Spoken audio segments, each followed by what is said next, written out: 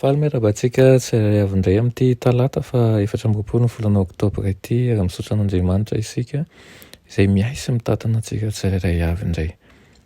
Alondirantsika ny amin'ny mofonainan'io dia hivavakisika. I Andriamanitra tsara indray mbola velom-pisaorana anao izahay fa mbola menao tombon'andro indray ahafahana mandinika ny teninao, misaotra ihany koa izay mampiposaka ny fahazavana eto aminay. Tompo, mamiala ny elokay mamindrafo aminay, foazy ny fomam-pananay andray ny fahamarinana avy aminao.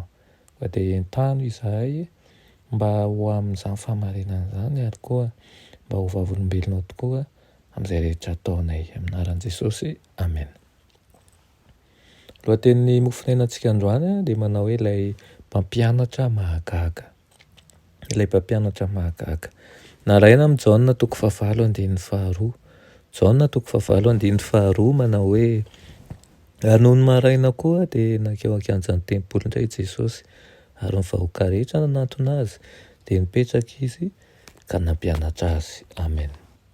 Nankahalan'i Jesosy ny mpisorona sy ny mpanjaka sy ny mpanapaka jiosy, kanefa tena tonga marobe ny vahoaka mba hiain'ny tenim-pahendrena ary hanatro maso ny asan'i Kristy mahagaga.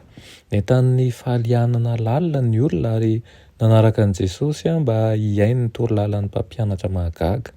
Maro tamin'ireo mpanapaka nino azy saingy tsy sahy niaiky ny finoany andrao voaroaka hiara amin'ny sinagoga. Nanapa-kevitra ny amin'izay tokony ataon'ny sorona, ataon'ny mpisorona sy ny loha olona mba hisarihana ny fahalianan'ny olona mba tsy hifantoka amin'i Jesosy. Natahotra manko izy ireo andao hoe ino azy ny olona rehetra. Nanangana ny Lazarosy tamin'ny maty Jesosy ary natahotra izy ireo fa raha hamonina an'i Jesosy izy dia hijory vavolombelona any amin'ny heriny lehibe Lazarosy. Nirohitra ny olona hijery an'ilay natsangana tamin'ny maty.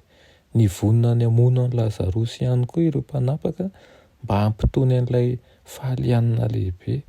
Rehefa izay dia hampitodika ny olona amin'ny lovan'ny tsofina sy ny fampianaran'ny olombelona izy ireo mba hamerena an'ireo ny hampahafolo ny solila sy ny aneta ary hanana ny hery miasa mangina ao aminy. Nifanaiky ny hakan'i Jesosy izy ireo rehefa irery satria raha nanjanahaka azy anaty vahoaka manko izy ireo mandritra ny fotoana izay hifatohan'ny sain'ny olona aminy dia vao maika voatora-bato.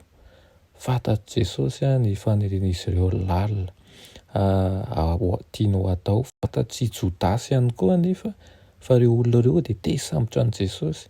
Nanosokevitra moa izy ny hamadika azy ka nolotra azy amin'ny filohan'ny mpisorona sy ny loha olona ho takalin'ny farantsa volafotsy vitsivitsy. Tao anatin'ny fotoana niarana ny sakafo farany no namolavolan'ilay mpamadika ny hamadihana ny tompony. Nilaza tamin'ny alahelo tamin'ny mpianan'i Jesosy fa ho tafitohina no ny aminy izy ireo amin'io alina io. Fa i Petera kosa moa nanambara tamin'ny kafanampo fa na ho tafitohina no ny aminy aza ny rehetra hozy izy dia tsy ho izy izany. Niteny Petera tamin'i Jesosy hoe Satana hozy izy efa nilofo nitady anareo ho korokorohiny toy ny vary, nefa izaho nangataka ho anao mba tsy ho levona ny finoanao ary rehefa mibebaka ianao dia hampaherezo ireo rahalanao. Teny mahafinaritra, teny mpitiavana, teny mananatra. Izany teny men'i Jesosy.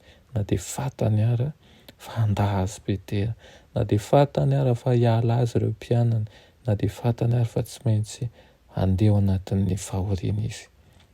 Tsy mba nanome tsiny, eny fa na ny Jodasy aza i Kristy tsy mba nanome tsiny ihany koa ny Petera, na dia fantany fa handahazy intelo aza Petera, fa dia ny any lazainy dia manao hoe mangataka mivavaka ao aminao izy mba tsy ho levona ny finoanao, dia rehefa mibebaka ianao dia hampaharezoko amin'ny rahalanao.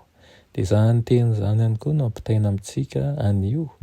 Angataka amin'iray isika mba tsy ho levona ny finoantsika, mba tsy ho levona ny finoanao ianao izay miaina izao fandaharan'izao dia rehefa tonga amin'ny fibebahana ianao dia ampaherezany koa ny rahalanao. Amen.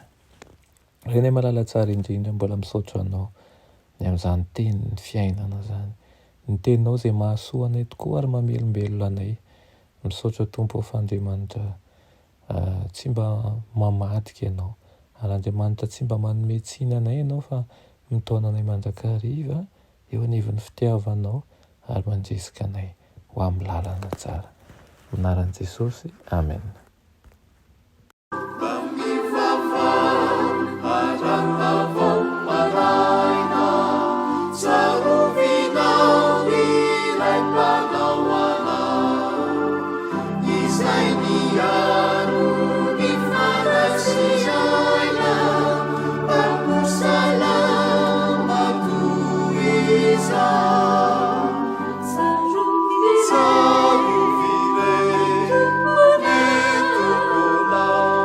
Piano